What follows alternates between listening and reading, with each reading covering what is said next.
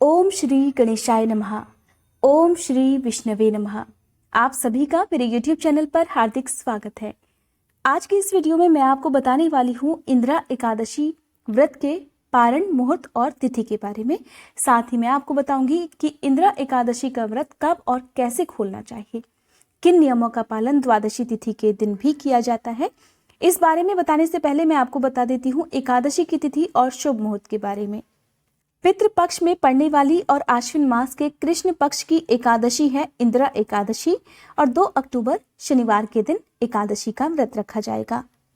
एकादशी की तिथि प्रारंभ हो रही है 1 अक्टूबर की रात 11:04 से और ये तिथि समाप्त हो रही है 2 अक्टूबर की रात 11:11 पर। द्वादशी तिथि प्रारंभ हो रही है 2 अक्टूबर की रात 11:12 से और ये तिथि समाप्त हो जाएगी 3 अक्टूबर की रात 10:30 पर। इस तरह से एकादशी व्रत का पारण मुहूर्त रहेगा 3 अक्टूबर को सुबह 6:23 से लेकर 11:44 तक। एकादशी व्रत का एक नियम ये भी होता है कि द्वादशी तिथि के दिन हमेशा सूर्योदय के बाद ही व्रत खोलना चाहिए और साथ ही हरिवासर के समय कभी भी एकादशी का व्रत नहीं खोला जाता है। तो मैं आपको बता देती हूँ 2 अक्टूबर के सूर्योदय के समय के बारे में, जिस दिन एकादशी है। तो एकादशी के दिन सूर्योदय का समय रहेगा सुबह 6:22, सूर्यास्त का समय रहेगा शाम 6:09 और द्वादशी तिथि के दिन 3 अक्टूबर को सूर्योदय का समय रहेगा 6:22, सूर्यास्त का समय रहेगा शाम 6:08 पर। अब मैं आपको बता देती हूँ कि द्वादशी तिथि के दिन एकादशी का व्रत कैसे खोलना चाहिए। सबसे पहली बात तो एकादशी का जो व्रत होता है उसके नियमों का पालन दशमी तिथि से ही प्रारंभ हो जाता है। तो दशमी तिथि को आपको शुद्ध सात्विक भोजन ग्रहण करना चाहिए और एकादशी के दिन संभव हो तो निराहार और निर्जल रहकर व्रत करना चाहिए। अगर आप निराहार या निर्जल नहीं रह पाते हैं तो आप चाय, दूध, पानी ले सकते हैं।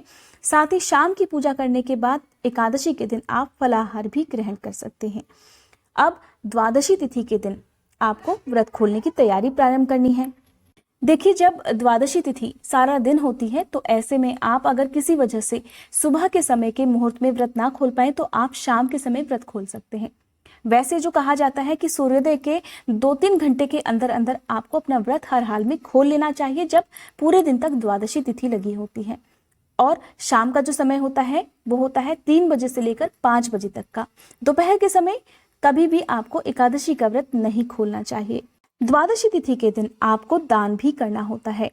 अब सबसे पहले तो आप सूर्योदय से पहले ही उठकर स्नान कर लीजिए और फिर साफ पीले रंग के वस्त्र पहनकर पूजा करनी चाहिए। हाथ में जल लेकर आप सबसे पहले तो दान देने का संकल्प लीजिए और प्रार्थना करिए कि हे भगवान विष्णु, मैंने पूरी श्रद्धा के साथ एकादशी व्रत के सभी नियमों का पालन करके इस व्रत को किया है और आज मैं द्वादशी तिथि के दिन एकादशी व्रत का पारण करने जा रही हूँ। अगर इस व्रत में जाने अनजाने में मुझसे कोई भी गलती हुई हो तो हे प्रभु, उसके लिए मुझे क्षमा कीजिएगा। इसलिए अगर आपने एकादशी का व्रत रखा है तो इस बात का ध्यान आपको रखना चाहिए कि द्वादशी तिथि के दिन आप दान देने का संकल्प भी जरूर लें। कहते हैं कि संकल्प लेकर किया गया दान सबसे ज्यादा फल देने वाला होता है। इसलिए चाहे आप एकादशी का व्रत रखें, अमावस्या का या पूर्णिमा का, तो कोई भी व्रत रखें और अगर आप उस दिन दान देना चाहते हैं तो आपको सुबह के समय हाथ में जल, पुष्प या अक्षत लेकर दान देने का संकल्प भी लेना चाहिए। अब सबसे पहले भगवान गणेश की पूजा करें, भगवान विष्णु और माँ लक्ष्मी जी की पूजा करें।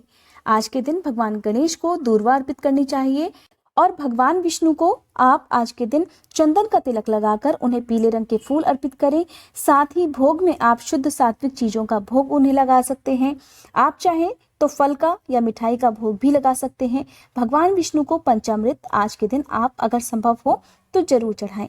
साथ ही आप भोग में चाहे वो पंचामृत चढ़ा रहे हो या कोई भी शुद्ध सात्विक भोजन भगवान विष्णु को अर्पित कर रहे हो तो उसमें आप तुलसी दल रखना बिल्कुल मत भूलिएगा, क्योंकि कहा जाता है बिना तुलसी दल के भगवान विष्णु अपना कोई भी भोग स्वीकार नहीं करते हैं, चाहे आपने 56 भोग ही क्यों ना बनाया हो। अब माँ लक्ष्मी जी की भी पूजा आपको करनी है। माँ लक्ष्मी जी को लाल रंग के फल फूल अर्पित करें और संभव हो तो आज के दिन अगर आपके पास कौड़ियाँ हैं तो आप कौड़ियों की या श्री यंत्र की पूजा भी अपने मंदिर में रखकर कर सकते हैं। आप भगवान विष्णु के मंत्रों का जाप करते हुए भगवान विष्णु को फल फूल अर्पित करें, धूप दीपक जलाएं। साथ ही आपको ध्यान रखना है कि पूजा प्रारंभ करने से पहले आपको अपने घर के मंदिर में गंगा जल जरूर छिड़कना चाहिए। और क्योंकि ये पितृपक्ष में पड़ने वाली एकादशी है, इसलिए आप आज के दिन पीपल के वृक्ष की पूजा करके पीपल के वृक्ष की जड़ में मीठा जल अर्पित करें और एक दिया जरूर जलाएं। भगवान विष्णु के पंचरूप मंत्रों का जाप आज के दिन आपको करना चाहिए। साथ ही भगवान विष्णु को तुलसी जी बहुत प्रिय होती है, इसलिए आप एकादशी के दिन भी और द्वादशी तिथि के दिन भी तुलसी जी की पूजा जरूर करें। कहा जाता है कि एकादशी के दिन तुलसी जी के गमले में जल अर्पित नहीं करना चाहिए, तो आप केवल घी का दिया या तिल के तेल का दिया आप तुलसी जी के गमले में रखकर जला सकते हैं। और माँ तुलसी जी की पूजा करने का जो विशेष मंत्र है वो इस प्रकार है। वृंदा वृंदावनी विश्व पूजिता विश्व पावनी, पुष्प सारा नंदनी तुलसी कृष्ण जीवनी, एतना मांष्टक चैव स्तोत्रम नामार्थम संयुतम, यह पठेत ताम च संपूज्यम सौश्रमेघ फलम लभेत। अगर आपके घर में तुलसी जी का पौधा नहीं है तो भी आप मन ही मन माँ तुलसी जी का ध्यान करके इस मंत्र का जाप कर सकते हैं। और ऐसे में अगर आपके पास भगवान विष्णु की मूर्ति या तस्वीर भी नहीं है तो आपके घर में अगर कृष्ण भगवान की तस्वीर है तो आप उनकी भी पूजा कर सकते हैं। अब ओम नमो नारायण या फिर ओम नमो भगवते वासुदेवाय इस मंत्र का यथासंभव जाप करते हुए आप भगवान विष्णु की पूजा करें, विष्णु चालीसा का पाठ करें। और एकादशी व्रत की कथा आपको द्वादशी तिथि के दिन सुबह के समय भी जरूर सुननी चाहिए। कथा सुनने के साथ ही आरती करनी चाहिए और क्षमा याचना करनी चाहिए। आप जो भी दान दक्षिणा आज के दिन देने वाले हैं उसे आप द्वादशी तिथि के दिन अपने मंदिर में भगवान विष्णु के चरणों में रखकर या फिर अपने मंदिर में ही एक साइड रखकर सबसे पहले उसकी भी पूजा करें। और फिर जब आप दान दें तो अपने माथे से लगाने के बाद ही इस दक्षिणा को या जो भी वस्त्र है या अनाज का दान अगर आप करना चाहते हैं तो उन्हें अपने माथे से लगाने के बाद ही किसी योग्य व्यक्ति को दान में देना चाहिए। अब बात आती है कि द्वादशी तिथि के दिन क्या खाकर व्रत खोलना चाहिए। तो आप जो भी मौसमी सब्जियां हैं वो भी आप खा सकते हैं, दाल रोटी आप खा सकते हैं, इसके साथ ही आलू की सब्जी वगैरह भी आप ले सकते हैं। कोशिश कीजिए कि सेंधा नमक डालकर आप भोजन बनाएं। लहसुन प्याज का प्रयोग आपको द्वादशी तिथि के दिन भी नहीं करना चाहिए। और अगर आप फलाहार करना चाहते हैं तो आप फलाहार में लौकी, कुट्टू के आटे की पूड़ी, पकौड़ी ये सब ले सकते हैं। अब बात आती है कि जिस दिन द्वादशी तिथि होती है अगर उसी दिन त्रयोदशी तिथि भी हो और प्रदोष व्रत भी आपको रखना पड़े तब आपको क्या खाकर व्रत खोलना चाहिए कि आपका प्रदोष व्रत भी हो जाए और द्वादशी तिथि का पारण भी हो जाए। तो इसके लिए सबसे पहली बात तो आपको त्रयोदशी तिथि की जो पूजा होती है वो भी सुबह के समय ही कर लेनी चाहिए। और फिर व्रत खोलने का जो शुभ मुहूर्त है उस समय केवल तुलसी दल और पानी पीकर आप अपना व्रत खोल सकते हैं। ध्यान रखना होता है कि तुलसी दल कभी भी चबाकर नहीं खाने चाहिए।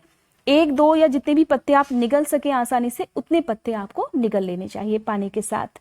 द्वादशी तिथि के दिन प्रसाद स्वरूप तुलसी दल खाना बहुत शुभ माना जाता है और आप चाहें तो कोई भी फल या दूध से बनी हुई किसी भी मिठाई को खाकर व्रत खोल सकते हैं। क्योंकि इंदिरा एकादशी पितृपक्ष में पड़ने वाली एकमात्र एकादशी होती है तो इस दिन अगर आप चाहें तो व्रत रखकर इसका पुण्य अपने पितरों को भी अर्पित कर सकते हैं। ऐसा करने से एक तो आपके पितरों को शांति मिलती है, उन्हें मोक्ष की प्राप्ति होती है, बार बार जीवन मरण जैसे बंधन में नहीं बंधना पड़ता और साथ ही आपके जीवन में आपके घर पर किसी तरह का कोई भी दोष है, कोई भी कुंडली का दोष है या पितृ दोष है तो वो भी दूर हो जाता है।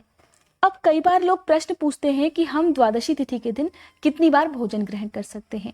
तो इसके लिए आप द्वादशी तिथि के दिन सुबह और शाम 2 ही समय भोजन करें तो ज़्यादा अच्छा है। और जो भी भोजन आप करें उसका पहला हिस्सा आप गाय के लिए जरूर निकाल कर रखें। उम्मीद करती हूँ आज की इस वीडियो में आपको सभी जानकारी मिल गई होगी। अगर आपके कोई भी प्रश्न है, कोई भी सुझाव है तो आप कमेंट बॉक्स में लिख सकते हैं। आपको ये वीडियो कैसी लगी कमेंट बॉक्स में मुझे जरूर बताइएगा। साथ ही विष्णु भगवान की जय लिखने के साथ साथ मेरे चैनल को सब्सक्राइब करके बेल आइकन प्रेस करना मत भूलिएगा।